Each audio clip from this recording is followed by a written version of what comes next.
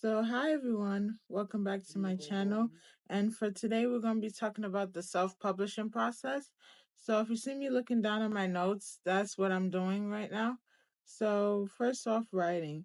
So think about a theme that you want to write your book in and with what characters that you want your book to have inside of it, and what is like the setting of it, like the place that the book is going to take place, and also like plan out some of the scenes ahead of time. So like if you need help with that, search up on YouTube how to plot a book. But if you're a pantser, just try to jot down some few scenes in the book and write down some scenes that you want in the book, and then just write about it.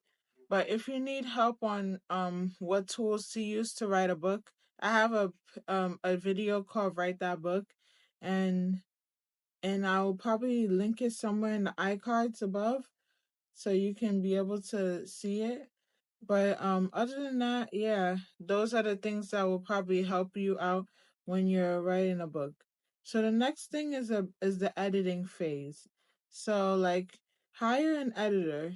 I think hiring an editor is very beneficial because you as an author, you're so close to the book that it might be harder for you to like actually see some of the grammar mistakes, some of the plot holes in the book, some of the things that just are inconsistencies throughout your book that you might not be able to see. So having an editor also will probably help you a lot. But I think a step before that, just try to get a beta reader before you get an editor so that the beta reader can see some of the issues ahead of time so that you can decide what you want to pay for as far as when you get an editor.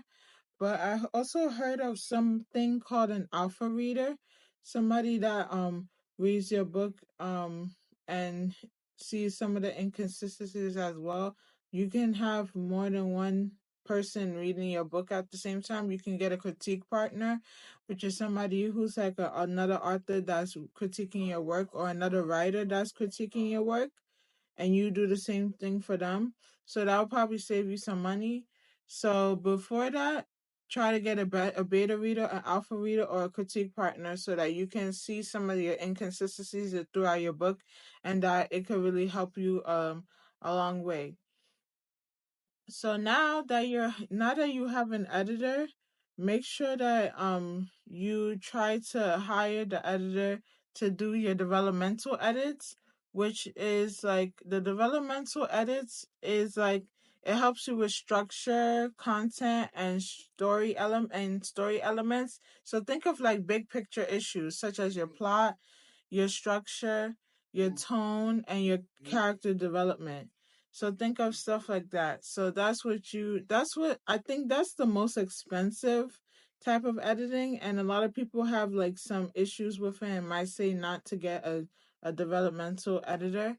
But some editors have like a bundle deal where you can get developmental editing, copy and line editing, and proofreading for a set amount of price.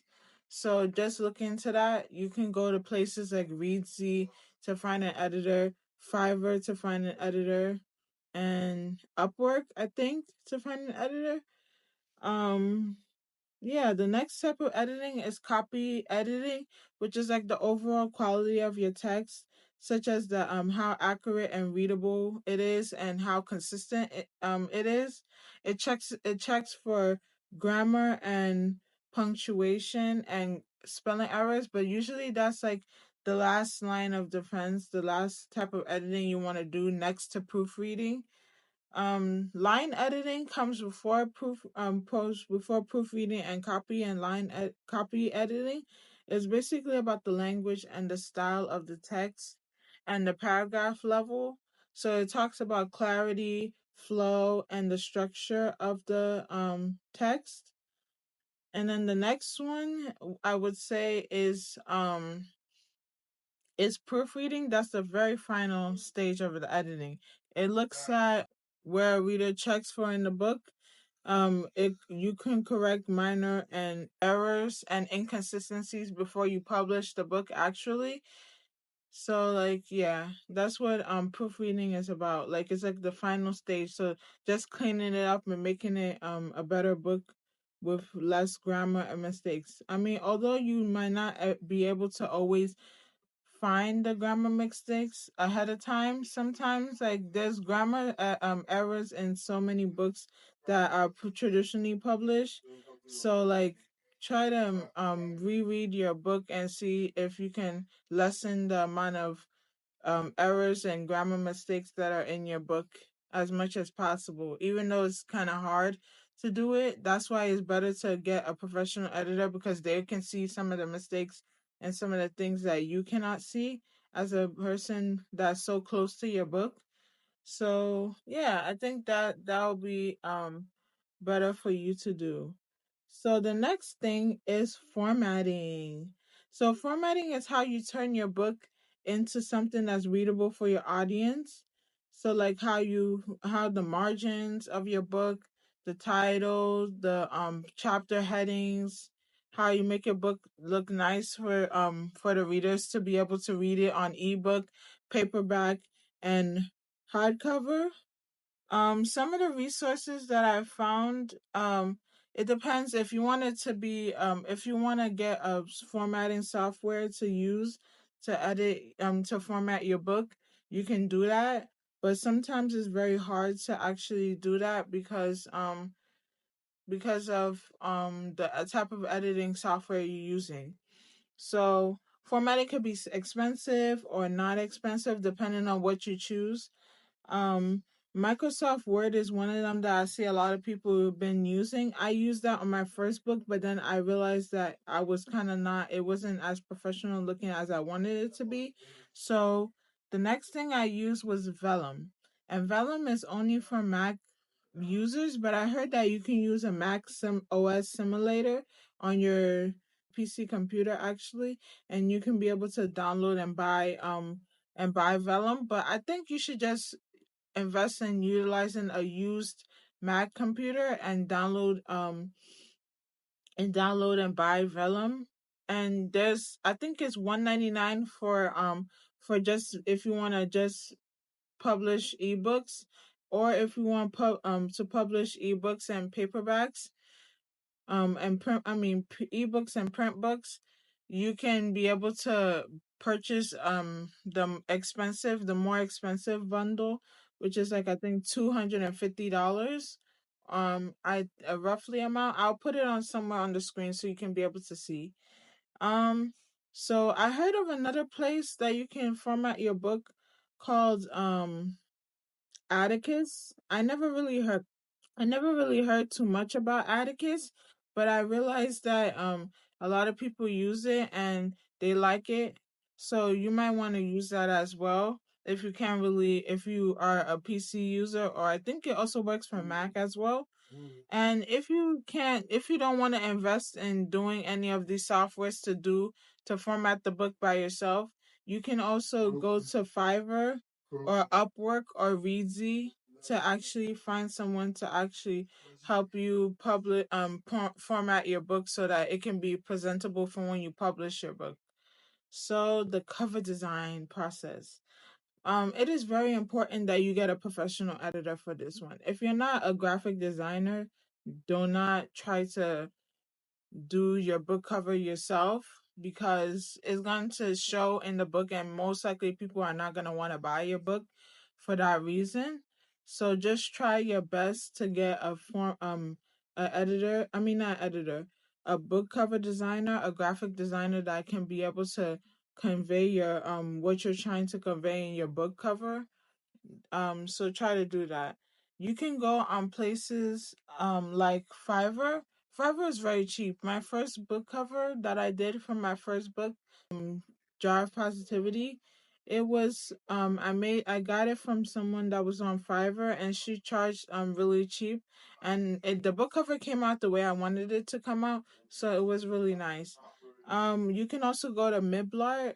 I heard some things about that, or you can go on Get Covers to actually find a book cover designer.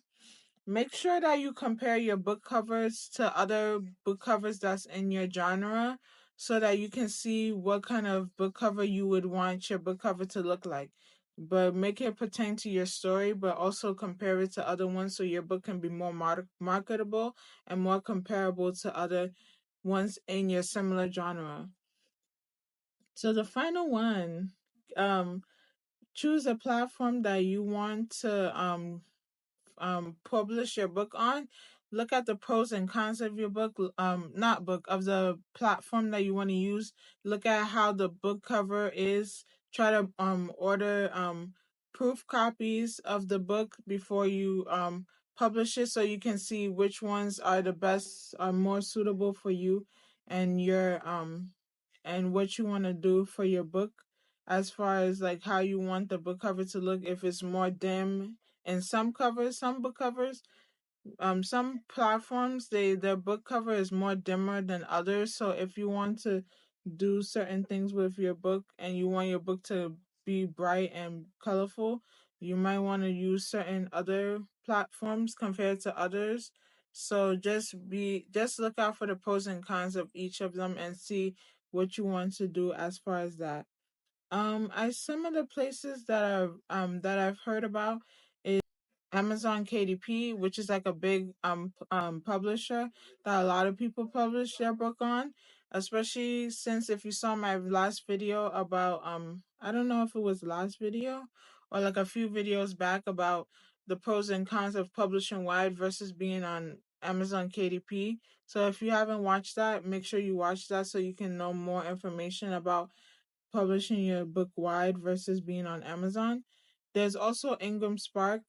There's I heard a lot of good things about Ingram Spark and a lot of bad things about Ingram Spark, so it's a give or take. But I heard the quality of their books are really good and top tier, so you might want to do that even despite all the negatives sometimes that some book publishing platforms have. There's Draft to Digital, which is an aggregator that you can use to like publish your book wide to other platforms. There's Publish Drive that does the same thing as Draft to Digital. Um, what else? There's Smashwords. There's Barnes and Noble Press. There's Kobo, which is a ever growing platform that's Canadian based, and there's Google Play Books and Apple Books. So those are some of the platforms that you can actually publish your book on. But if you like this video, give it a big thumbs up.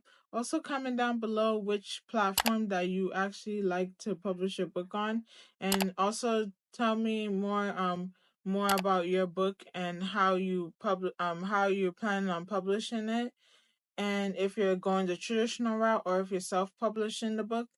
And with that being said, don't forget to subscribe. And while you're at it, click post notifications so you can be notified every time I upload a video. And with that being said, have a wonderful day and be encouraged, and know that your book is going to reach the right intended audience. So, bye.